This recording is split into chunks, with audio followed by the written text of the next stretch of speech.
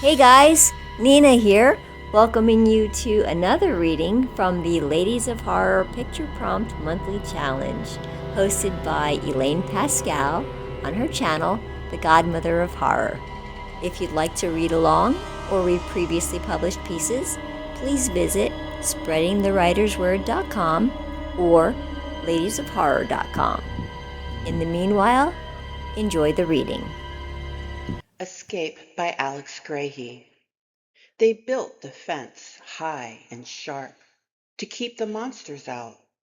We lived complacent, confident that our little bubble of barbed wire would keep us safe forever. We lived in peace. Our lore taught us about the monsters beyond the fence.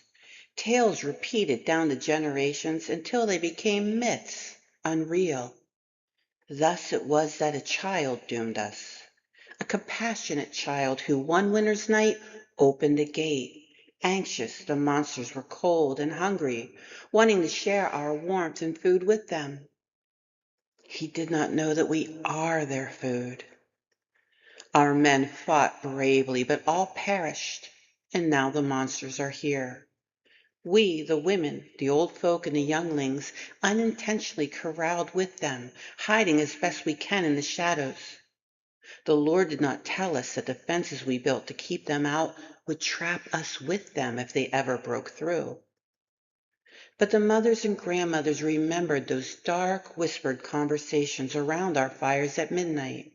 The what-ifs chewed endlessly like tobacco. The bitter answers spat sizzling into the embers. The truth of what we must do if the monsters broke through. A message passed in, shared glances and hooded gestures. A lore known but never spoken. Until tonight.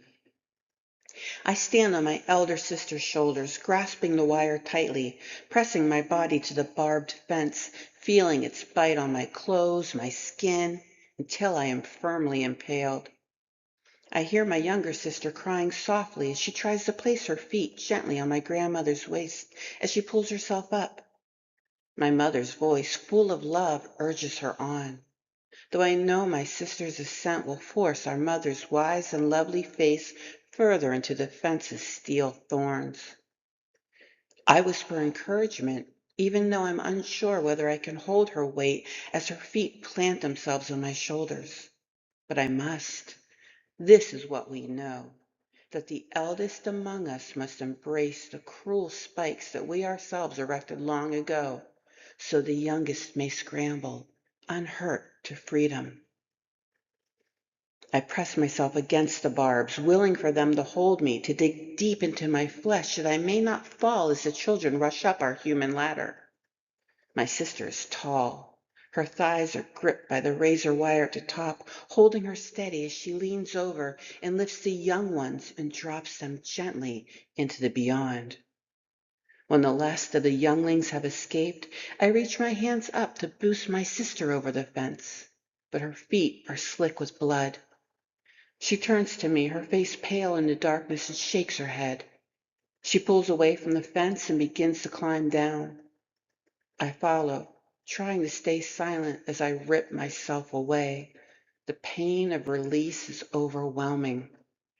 I reach the ground and help my elder sister to descend.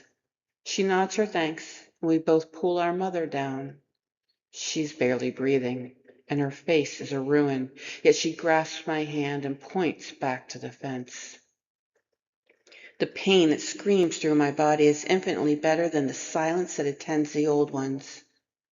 They were the heart of our community, who gave the last of their strength and courage so our young might survive. I check my grandmother. I remember how she had been the first to grasp the fence, pressing every inch of her body against it to ensure a firm foundation, showing us the way, as she always had. Death's rigor had added nothing to the stern determination of her stance. My sister touches my hand, and we turn away from our elders. Now we who still live must finish what they started. Our fences were built to keep the monsters out, but now they must keep them in. I see my mother crawling towards the gates. She and the most grievously injured will barricade the gates with their bodies. My sister and I join the other daughters. We will set the fires that will cleanse this place of the monsters. We do not expect to see tomorrow, yet we have hope of life. Our children will return one day and dwell here in safety. We've taught them what they need to know, the joy of community and the skills of living. They will whisper their own dark stories of this night and remember what they must do to escape, to survive.